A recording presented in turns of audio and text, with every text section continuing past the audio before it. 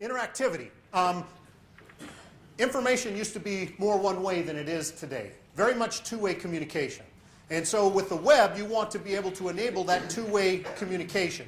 Make sure that you allow people to interact. It's interesting. If somebody sees one of our videos and they're engaged enough that they will go and make comments on the blogs or comments on the videos, or better yet, they will suggest what should be blended next. Okay? We put a little click on our website, you know, what would you like to see blended next? I've had millions, literally millions of requests of what to be blended next. What a great thing to do. When we blended the iPhone, I bet I'd had hundreds of people that had wanted us to blend an iPhone, and they had already submitted that idea. Well, when we blended the iPhone, I now have hundreds of people that say, you know what, I suggested that, they blended that, it became more part of them now. And they're so excited now to share that along with their friends. You know, people talk about social media, viral marketing. Let me just take a sideline very quickly and tell you what I think social marketing is. Everybody here has an email account, and you have an address book. Okay? Everybody here gets emails regularly on a daily basis. Social marketing, the real threshold for social marketing is what type of content is required for you to open up your address book and forward something along to someone else. Okay? That's the level. That's the bar. For some people, that bar is very low. My dear Uncle Dennis, he sends me everything. But for some people, it's much higher, and that's okay. Just make sure that the content that you provide meets that objective and it meets that stance. Once you achieve that, it will go by itself. You can't stop it from spreading. Okay? A lot of people will say, I don't want to do this because of the risks. There's a risk factor. And it's been the death of many good campaigns that probably shouldn't have died. One of the things that people will say is, and it's true, once you put something out there, you surrender control. Let me give you a story. We put out the first iPod video. We uploaded it to willatblend.com, and then we uploaded it to YouTube, in that order. Well, for some reason, YouTube was slow. It took them 8.5 hours from the time we posted that video on YouTube before it went live on YouTube. The funny thing was, is some of our subscribers had already gone to it and seen it on willatblends.com, right? And they went and they copied it from willatblend.com, and they uploaded it to YouTube. They're saying, wow, these guys missed it. They didn't put it on YouTube. I'm going to do it for them. And so by the time my video finally posted on YouTube, there were 9 videos, the exact same thing under other people's names on YouTube. Scrutiny. We put out a video called Magnets, Will It Blend Magnets. At the beginning of that video, Tom said, you know, we only do the best and the hardest, so these are neodymium magnets. And then he blended them. Well, they weren't neodymium magnets. Does anybody here know what a neodymium magnet is? Well, I did. I didn't when we did the magnets. I had no idea. And so we told a lie. Well, within about 2 weeks, there was somebody that pulled out. It was great. He was an engineer of some sort, and he had magnets, neodymium magnets. He was showing these are neodymium magnets. These guys didn't do it. He put a video on YouTube called Blendtec Lies Exposed. And he went on to explain, those were ceramic magnets. They weren't neodymium magnets. This is what a neodymium magnet is. They didn't blend neodymium magnets. And he was right. He was 100% right. I now know what a neodymium magnet is. But I'm just saying, anytime you put something out there, there are experts, and they know. And if you mislead them, again, they will flame you. Okay? They will use the exact same tools you're using to build your brand, and they can destroy you with those same tools. And it's free. Be careful. Again, honesty will fix those. Both of these things can be fixed by honesty. YouTube stats, these change quite a bit, but it's been quite flattering. Our video channel is the 35 most subscribed on YouTube of all time.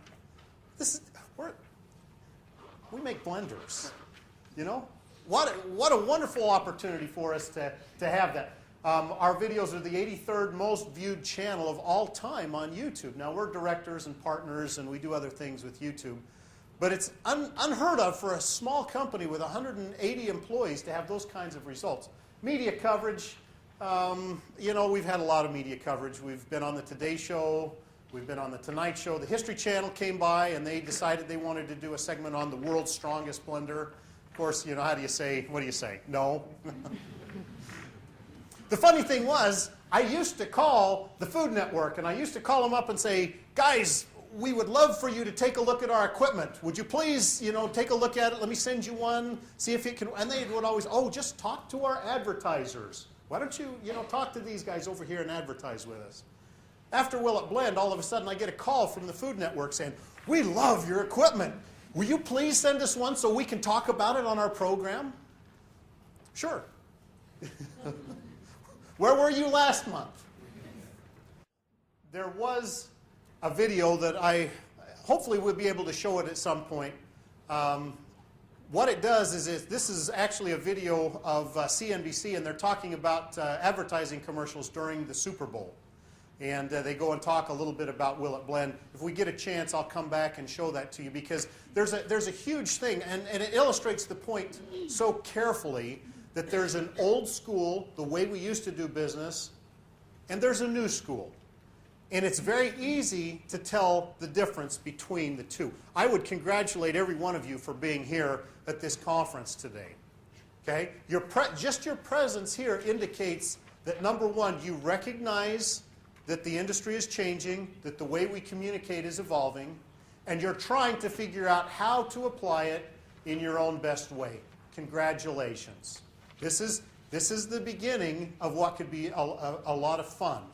And guys, this is something that does not change.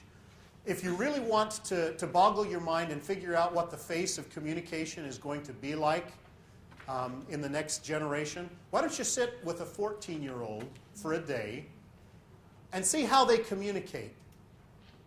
How do they keep in touch with their friends? How do they express whether they like the movie or not? How do they communicate? That is what you need to stay abreast of. And that's going to be the future of how you communicate in the future. On part of this clip, there's a guy that says, well, why would you go through all of the trouble to make these videos? Isn't that a lot of work to sell a blender? Why don't you just take out an ad in the local newspaper? And I guess that brings me to my point. Times have changed. Small companies can have huge presence online. You don't need to be a big company to have a huge presence. There's an old school versus a new school. It's funny, the guy that says, why don't they just sell out an ad in their local newspaper? His local newspaper was $83,000 for a full page. Full page ad. Okay?